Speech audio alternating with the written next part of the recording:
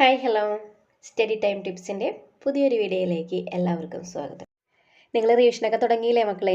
നിങ്ങളപ്പോൾ ഈ ഒരു video കാണുകയാണെന്നുണ്ടെങ്കിൽ text book എടുത്ത് വെച്ച് ഇതിലെ ക്വസ്റ്റ്യൻസൊക്കെ ഒരു റെഡിങ് വെച്ചിട്ടോ അല്ലെങ്കിൽ സ്കെച്ച് പെന്നൊക്കെ വെച്ചിട്ടോ ഒന്ന് അടയാളപ്പെടുത്തുക കേട്ടോ. എക്സാമിനായിട്ട് പഠിക്കുന്ന സമയത്ത് നിങ്ങൾക്ക് ഇത് വളരെയധികം ഉപകാരപ്പെടും. അതുകൊണ്ട് അത് ചെയ്യാൻ മറക്കരുത് എല്ലാവരും. 3-4 വർഷത്തെ ക്വസ്റ്റ്യൻ പേപ്പർ നിങ്ങൾ ഇതുപോലെ റിവിഷൻ നടത്തുകയാണെന്നുണ്ടെങ്കിൽ നിങ്ങൾക്ക് എന്തായാലും നല്ലൊരു മാർക്ക് കിട്ടും, ഉറപ്പാണ്.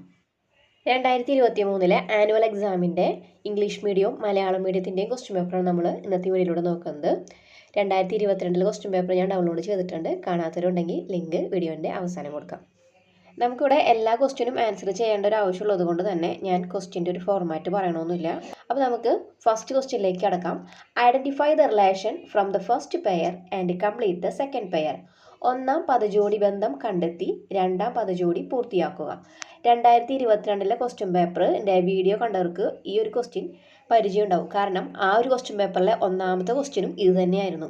അതിൽ കപ്പാസിറ്റൻസ് വന്നിട്ടുണ്ടായിരുന്നില്ല, ഇലക്ട്രിക് ചാർജാണ് തന്നിട്ടുണ്ടായിരുന്നത്. ഇവിടെ നേരെ തിരിച്ചാണ് വന്നിരിക്കുന്നത്. കപ്പാസിറ്റൻസ് ഫാരഡ് തന്നിട്ടുണ്ട്. അതുപോലെ തന്നെ ഇലക്ട്രിക് ചാർജിൻ്റെ യൂണിറ്റാണ് നമുക്ക് കണ്ടുപിടിക്കേണ്ടത്. വൈദ്യുത ചാർജിൻ്റെ യൂണിറ്റ് എന്ന് പറയുന്നത് എന്താ? കുളോമാണ്. രണ്ടാമത്തെ ക്വസ്റ്റ്യൻ നോക്കാം. The figure shows the lines of force between the poles of two bar magnets. Identify the poles represented by A and B. 2 bar കാന്തങ്ങളുടെ കാന്തിക ധ്രുവങ്ങൾക്കിടയിലുള്ള ബലരേഖകൾ ചിത്രീകരിച്ചിരിക്കുന്നു. A, B എന്നിവ സൂചിപ്പിക്കുന്ന ധ്രുവങ്ങൾ ഏതെല്ലാമാണ്?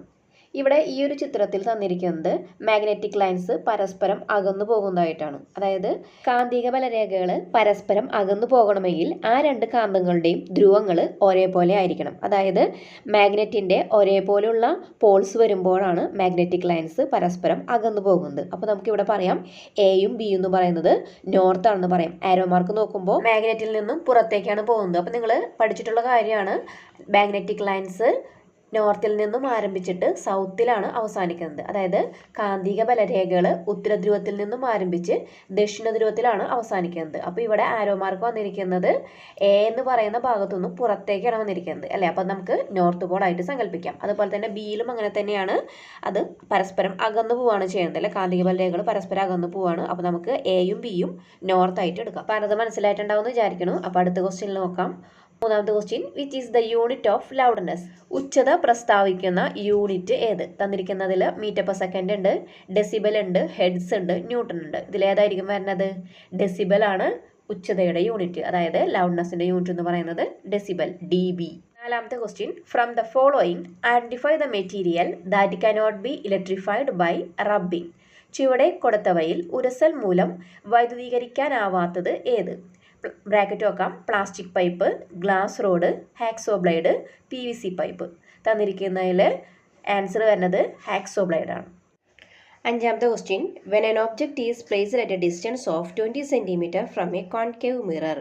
ഒരു കോൺകേവ് ദർപ്പണത്തിൽ നിന്നും 20 സെൻറ്റിമീറ്റർ അകലത്തിൽ ഒരു വസ്തു വെച്ചപ്പോൾ a real image of the same size is formed. What is the focal length of the mirror?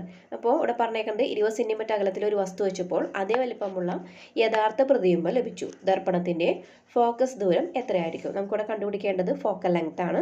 Focus ദൂരം കണ്ടുപിടിക്കണം. ഇവിടെ നമുക്ക് ഡിസ്റ്റൻസ് 20 സെൻറ്റിമീറ്റർ തന്നിട്ടുണ്ട്. തന്നിരിക്കുന്ന ഈ ഒരു ചിത്രത്തിൽ OB എന്ന് പറയുന്ന ഒരു വസ്തുവിനെ C എന്ന് പറയുന്ന പോയിന്റിൽ വെച്ചപ്പോഴാണ് ആ വസ്തുവിൻ്റെ അതേ വലുപ്പത്തിലുള്ള ഒരു ഇമേജ് അല്ലെങ്കിൽ പ്രതിബിംബം നമുക്ക് ആ ഭാഗത്ത് തന്നെ കിട്ടിയത്. അതായത് C തന്നെ കിട്ടിയത്. മനസ്സിലായല്ലോ? അപ്പോൾ ആ C എന്ന് പറയുന്ന പോയിന്റിനെ നമ്മൾ പറയുന്നത് എന്താ? സെൻറ്റർ ഓഫ് കർവേച്ചർ എന്ന് അല്ലെ? വക്രത കേന്ദ്രം എന്നാണ് പറയുന്നത്. അതിൽ CP എന്ന് പറയുന്ന ആ ഒരു ലൈനെ പറയുന്നതാണ് എന്ത്? റേഡിയസ് ഓഫ് കർവേച്ചർ, അതായത് വക്രത ആരം. ആ റേഡിയസ് ഓഫ് കർവേച്ചർ ആണ് നമുക്ക് തന്നിരിക്കുന്ന 20 സെൻറ്റിമീറ്റർ എന്ന് പറയുന്നത്. മനസ്സിലായല്ലോ? ഇനി നമുക്ക് ഫോക്കൽ ലെങ്ത് കാണാനുള്ള സമവാക്യം F = R/2 ആണ്. ഇവിടെ തന്നിരിക്കുന്ന R എന്ന് പറയുന്നത് 20 ആണ്. അപ്പോൾ നമുക്ക് ഈ ഇക്വേഷനിലേക്ക്, ഈ സമവാക്യത്തിലേക്ക് ഈ വാല്യൂ സബ്സ്റ്റിറ്റ്യൂട്ട് ചെയ്യുമ്പോൾ F = 20/2 = 10 സെൻറ്റിമീറ്റർ ആയിരിക്കും ഫോക്കൽ ലെങ്ത്, അതായത് ഫോക്കസ് ദൂരം കിട്ടുന്നത്.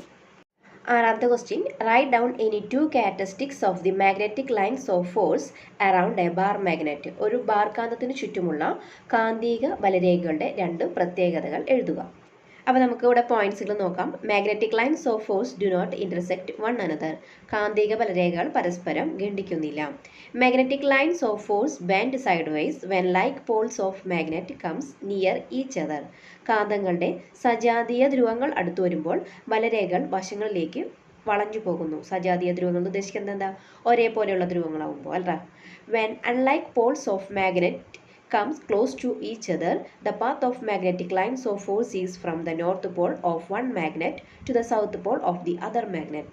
കാന്തത്തിന്റെ വിജാതീയ ധ്രുവങ്ങൾ അടുത്തു വരുമ്പോൾ ബലരേഖകളുടെ പാത ഒന്നിന്റെ ഉത്തരധ്രുവത്തിൽ നിന്നും അടുത്തതിന്റെ ദക്ഷിണധ്രുവത്തിലേക്ക് ആയിരിക്കും. അപ്പോൾ നമ്മളത് ഈ ഒരു പോയിന്റ് നമ്മൾ നേരത്തെ പറഞ്ഞിട്ടുണ്ടായിരുന്നു അല്ലേ? അതായത് മാഗ്നറ്റിക് ലൈൻസ് നോർത്തിൽ നിന്നും സൗത്തിലേക്കാണ് പോകുന്നത് എന്ന് പറഞ്ഞിട്ടുണ്ടായിരുന്നു. അപ്പോൾ ആ ഒരു പോയിന്റ് നിങ്ങൾ അറിഞ്ഞിരിക്കണം കേട്ടോ. ഏഴാമത്തെ question, A negatively charged road is brought near an electroscope as shown in the figure. Copy down the diagram and mark the distribution of electric charge formed at A and B. നെഗറ്റീവായി charge ചെയ്യപ്പെട്ട ഒരു ദണ്ട് ഒരു ഇലക്ട്രോസ്കോപ്പിന്റെ ലോഹക്കമ്പിയുടെ അടുത്തായി കൊണ്ടുവന്നത് ചിത്രീകരിച്ചിരിക്കുന്നു. ചിത്രം പകർത്തി വരച്ച് എ ബി എന്നീ ഭാഗങ്ങളിൽ രൂപപ്പെടുന്ന വൈദ്യുത ചാർജുകളുടെ വിതരണം ചിത്രീകരിച്ചിരിക്കുക. അപ്പോൾ ടെക്സ്റ്റ് ബുക്കിലുള്ള സെയിം പിക്ചർ തന്നെയാണ് ഇവിടെ തന്നിരിക്കുന്നത്. അപ്പോൾ നമുക്ക് പിക്ചർ എങ്ങനെ വരുന്നത് കാണിച്ചു തരാം. ഇലക്ട്രോസ്കോപ്പിന്റെ എ എന്ന് പറയുന്ന പോയിന്റിൽ പോസിറ്റീവ് ചാർജും ബി എന്ന് പറയുന്ന പോയിന്റിലേക്ക് വരുമ്പോൾ നെഗറ്റീവ് ചാർജും ആയിരിക്കും വരുന്നത്. ഇലക്ട്രോസ്കോപ്പും അതുമായി ബന്ധപ്പെട്ടുള്ള പിക്ചറുകളൊക്കെ ടെക്സ്റ്റ് ബുക്കിൽ തന്നിട്ടുണ്ട്. അതൊക്കെ ഒന്ന് എല്ലാവരും ഒന്ന് നോക്കി വയ്ക്കുന്നത് നല്ലതായിരിക്കും കേട്ടോ. എട്ടാമത്തെ question, why do the astronauts use radio devices to communicate with one another? ബഹിരാകാശ സഞ്ചാരികൾ ആശയവിനിമയത്തിനായി റേഡിയോ സംവിധാനം ഉപയോഗിക്കുന്നതിൻ്റെ ആവശ്യകത എന്താണ്? ഈ ഒരു ക്വസ്റ്റ്യൻ വളരെയധികം റിപ്പീറ്റഡ് ആണ് അല്ലേ? സെക്കൻഡ് ടൈമിൽ ക്വസ്റ്റ്യൻ പേപ്പർ നമ്മൾ ആൻസർ ചെയ്തപ്പോഴും ഈ ഒരു ക്വസ്റ്റ്യൻ അപ്പോഴും വന്നിട്ടുണ്ടായിരുന്നു അല്ലേ? നിങ്ങൾ ക്വസ്റ്റ്യൻ പേപ്പർ ഈ ഒരു ചാനലിൽ സെക്കൻഡ് ടൈമിൽ ക്വസ്റ്റ്യൻ പേപ്പർ കണ്ടിട്ടുള്ളവർക്ക് മനസ്സിലാവും ഈ ഒരു ക്വസ്റ്റ്യൻ വളരെയധികം റിപ്പീറ്റഡ് ആണ്. കഴിഞ്ഞ ടൈമിൽ ആരെങ്കിലും പഠിക്കാതെ വിട്ടിട്ടുണ്ടെങ്കിൽ ഇതെന്തായാലും പഠിക്കണം കേട്ടോ.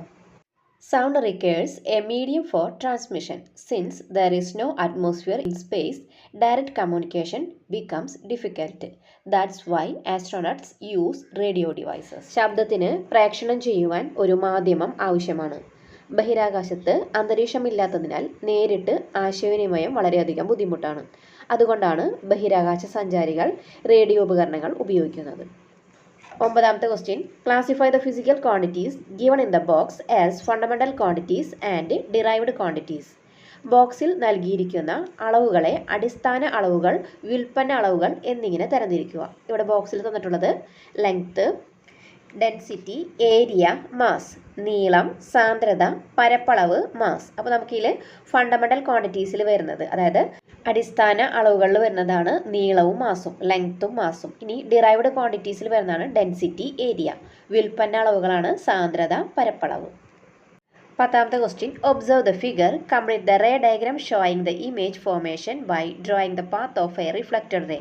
തന്നിരിക്കുന്ന ചിത്രം നിരീക്ഷിച്ചിട്ട് പ്രതിപതന രശ്മികളുടെ പാത ചിത്രീകരിച്ച് പ്രതിബിംബ രൂപീകരണം പൂർത്തിയാക്കുക. ബി ക്വസ്റ്റ്യനോട്ട് നോക്കാം. Write down any 2 features of the image formed. പ്രതിബിംബത്തിന്റെ ഏതെങ്കിലും 2 സവിശേഷതകൾ എഴുതുക.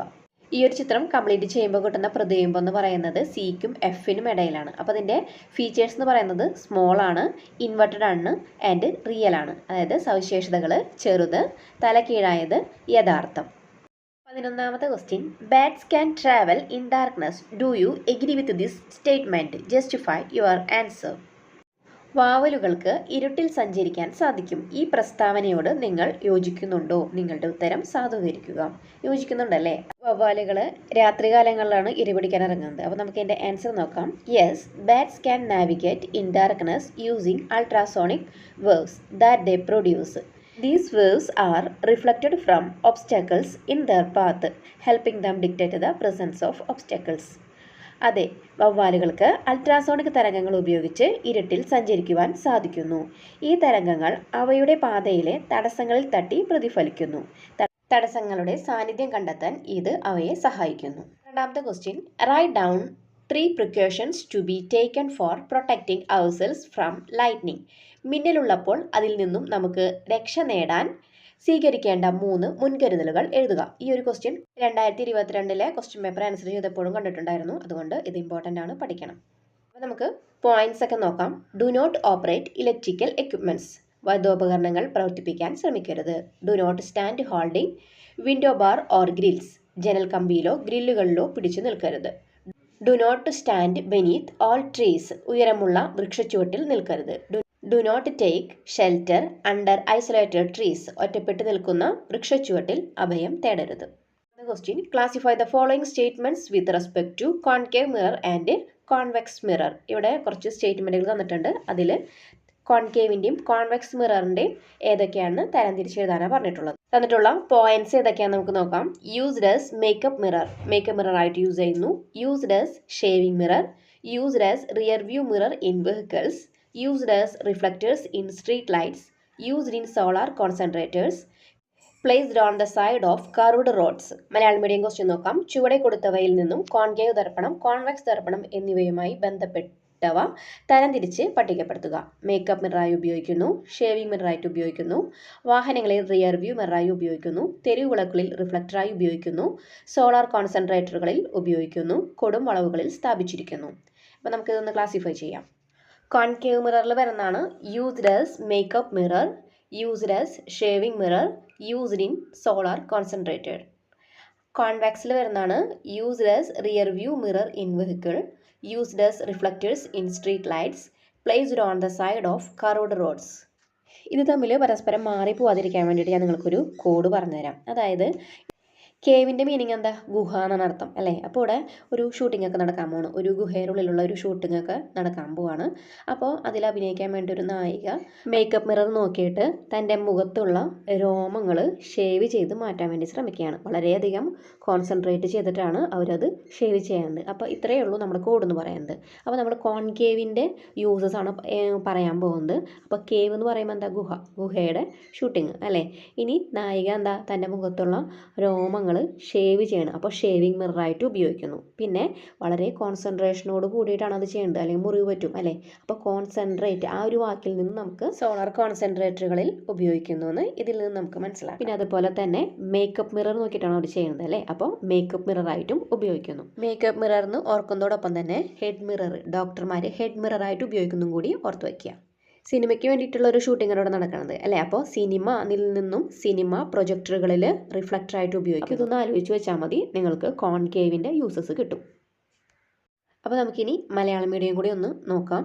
മേക്കപ്പ് മിററായി ഉപയോഗിക്കുന്നു കോൺകേവ് ദർപ്പണം, ഷേവിംഗ് മിററായിട്ട് ഉപയോഗിക്കുന്നതും കോൺകേവ് ആണ്, വാഹനങ്ങളിൽ റിയർ വ്യൂ മിററായിട്ട് ഉപയോഗിക്കുന്നത് കോൺവെക്സ്, തെരുവ് വിളക്കുകളിൽ റിഫ്ലക്ടറായിട്ട് ഉപയോഗിക്കുന്നു കോൺവെക്സ്, സോളാർ കോൺസെൻട്രേറ്ററുകളിൽ ഉപയോഗിക്കുന്നത് കോൺകേവ്, കൊടും വളവുകളിൽ സ്ഥാപിച്ചിരിക്കുന്നു കോൺവെക്സ്. ഇതോടുകൂടി 2023 ഈ ഒരു ക്വസ്റ്റ്യൻ പേപ്പർ ഇവിടെ അവസാനിച്ചിരിക്കുകയാണ്. നിങ്ങൾക്ക് വീഡിയോ ഉപകാരപ്പെട്ടെങ്കിൽ ലൈക്ക് ചെയ്യാം, ഫ്രണ്ട്സിന് ഷെയർ ചെയ്യാം, കൂടുതൽ വീഡിയോസിന് ചാനൽ സബ്സ്ക്രൈബ് ചെയ്യാം.